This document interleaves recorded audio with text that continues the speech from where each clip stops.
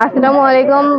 ৪৫তম জাতীয় বিজ্ঞান ও প্রযুক্তি সপ্তাহ হাফচর উচ্চ বিদ্যালয় কর্তৃক প্রকল্পিত প্রকল্পের নাম পাহাড়ি রাস্তায় দুর্ঘটনা রোধে প্রযুক্তির ব্যবহার ও সৌরশক্তির আধুনিক ব্যবহার। আমাদের মূল মূল মূল প্রজেক্টটা হচ্ছে যে পাহাড়ি রাস্তা দুর্ঘটনা রোধ। পাহাড়ি রাস্তায় যে কোনো মানে হচ্ছে টার্নিং গুলোতে এখন আর কি বর্তমানে এই যে দুর্ঘটনা বেশি ঘটে। তো আমরা যদি দুই পাশে দুইটা সুইচ ব্যবহার করি এবং একটা হর্ন ব্যবহার করি, তাহলে আমরা এই দুর্ঘটনা রোধ করতে পারবো। সুইচ ব্যবহারের ফলে যখন গাড়িটা এখান থেকে উঠবে তখনই হর্নটা বাজবে। তো হর্ন বাজার পরে বিপরীত থেকে যে গাড়িটা আসবে ওইটা হচ্ছে যে সতর্ক হতে পারবে, আবার এখানে আয়নাতেও দেখতে পারবে, আয়নাটা দেওয়া আছে এই জন্য। আবার এই দিক থেকে যখন গাড়িটা আসবে তখনও সুইচটা বাজবে। তো বাজার ফলে এই দিকের গাড়ির যে ড্রাইভারটা থাকবে উনি সতর্ক হবে। অনেক ড্রাইভার আছে সিগন্যাল দেয় না, তো সিগন্যাল না দেওয়ার ফলেও কিন্তু দুর্ঘটনার সংঘর্ষ হয়। যদি আমরা এই প্রকল্পটা বাস্তবায়ন করি তাহলে দুর্ঘটনা রোধে আমরা 100% সফলতা অর্জন করতে পারবো এবং পাহাড়ি রাস্তায় কখনো দুর্ঘটনা ঘটবে না যদি এই প্রকল্পটা আমরা ব্যবহার করি। বাসিটা কিভাবে বাজবে? বাকিটা বাজবে, এখানে একটা সুইচ দেওয়া আছে নিচে, সুইচটার ফলে এখানে হর্নটা বাজবে। যখন গাড়ির যে কোনো একটা ওজন আছে, যখন গাড়িটা এটার উপর দিয়ে উঠবে তখনই হর্নটা বাজা শুরু করবে। সর্বনিম্ন ওজন কতটুকু এবং সর্বোচ্চ ওজন কতটুকু?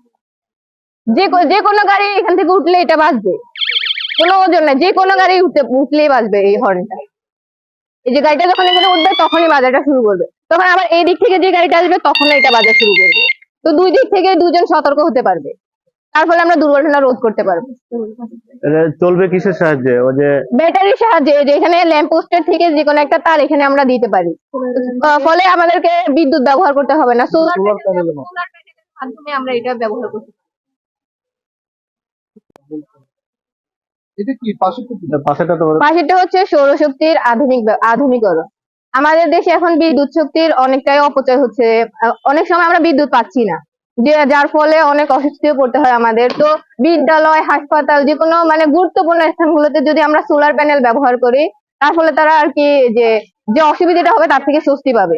যেমন বিদ্যালয়ে অনেক সময় গরমের সময় আর কি কারেন্ট থাকে না, তখন যদি আমাদের বিদ্যালয়ে একটা সোলার প্যানেল থাকে তাহলে বিদ্যালয়ের স্টুডেন্টরা ভালোভাবে ক্লাস করতে পারবে। তার আর কি অসুবিধাটা রোধ করা যাবে যদি আমরা সোলার প্যানেল ব্যবহার করি। যেমন হাসপাতালে অনেক সময় রোগীদের ক্ষেত্রে হচ্ছে যে কারেন্ট না থাকলে তখন ওনাদের অনেক অসুবিধা হয়, তো অসুবিধাটা আমরা রোধ করতে পারবো। যেমন আইসিডি ট্রেনিং সেন্টার, এখানেও আমরা যদি সোলার প্যানেল ব্যবহার করি তাহলে এখানে এটা থেকে কম্পিউটার চালানো যাবে? যদি ওই রকমের ব্যাটারির মাধ্যমে ব্যবহার করতে পারবে। আচ্ছা, ঠিক আছে, ধন্যবাদ তোমাদের।